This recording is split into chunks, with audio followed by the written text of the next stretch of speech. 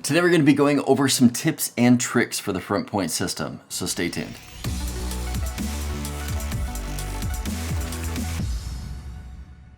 Hey everyone, welcome back to another video. So last week I did a video review on the Frontpoint system. Today I thought I would dive into some more tips and tricks for you to get more out of the system here. Now, I did realize that for some of these tips that I was walked through the process being a new customer, setting up the system. However, if you are somebody who has had the system for a little while, you may not be aware of some of these features here. So with that said, let's get started. So starting off the list, we're going to be talking about Frontpoint's customer portal. Now they have two portals. They've got the app, and if you're not familiar with the app, I covered it in the last review, so you can take a look at that to see what the app offers. Specifically, what we're going to be talking about in this one is their web portal.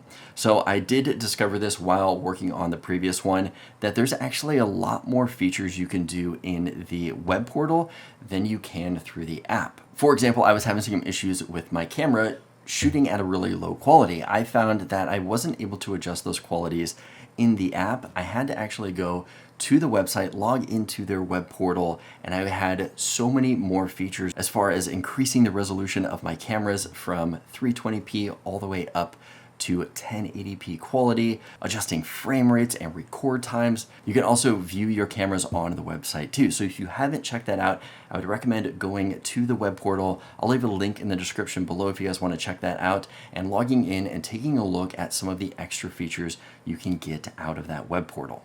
Number 2 on the list is notifications. And the reason I am specifically calling this one out is because on the Frontpoint website, it says that notifications are highly underutilized, meaning that a lot of you are not taking full potential of the notifications.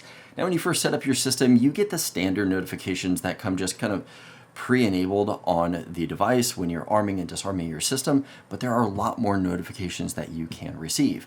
You can customize your notifications to notify you when a certain door or cabinet is open. Another notification is when your home or base station loses power, and then also when that power comes back to the base station. You can also get notified when your alarm system goes off. That's kind of a default one, or when your system is armed and disarmed. Now, not only can you set up notifications that are received through the app that'll be on your phone, but you can also set up notifications through text and email. So you can have these notifications go to other people and not just yourself. Now, the next thing that we're talking about are scenes. Now, if you're not familiar with scenes, that's a way for you to automate a bunch of different things to work under certain triggers. For example, you can set up a scene for when your front door opens at night. It can turn on certain smart lights in your house. You can also program scenes like wake up. So in the morning, if it is dark out, it'll turn on certain lights, possibly turn on a smart plug. Say if you have a coffee maker plugged in, that'll automatically start brewing coffee that you set up the night before. There's also a sleep routine. So when you set off this sleep routine, either by triggering it with a schedule at a certain time of day, or if you just use the app itself, but setting up, say, a sleep scene would turn off the lights, make sure that the doors are locked if you have a smart lock, and just kind of lock up the house for the night. But in addition to convenience, they can also keep you safe. So say your fire alarm goes off in the middle of the night, you can set up a scene that if an alarm goes off, it will actually turn on the smart lights that you have connected to the device. So those are just a few examples of some scenes that you can create and take advantage of. So next up is Geo Fencing. Now, Geo Fencing is kind of an invisible fence around your house or neighborhood. When your phone is detected leaving that area, it can trigger certain things. For example, it can remind you if you forgot to set your alarm. Now, this is something that has actually happened to me a few times. I've left the house, forgot to set the alarm. I will get a text that says, hey, you left your geofencing area, you forgot to set the alarm, do you want to do that now? If so, I just need to load up the app and I can arm it, but that is a nice way to set up and control certain scenes if you want to do that, or just reminders that you forgot to set your alarm system. The next tip I want to talk about is custom sensor names. So when your sensors are shipped to you, they have very generic names. For example, door window sensor number 1 or door window sensor number 2. Now, this can get confusing when you're trying to use your system or you're getting notifications or trying to set up scenes as which one was door 1, which one's door 2, or say which one is window 1, which one is window 20. It is going to be much easier for you to customize these names. So you can set up custom sensor names to have one say front door, or back door, or master bedroom window 2, guest bedroom window 3. This is going to be much easier for you to determine which sensor was triggered, and when you're setting up scenes, which sensors you're actually using in those scenes.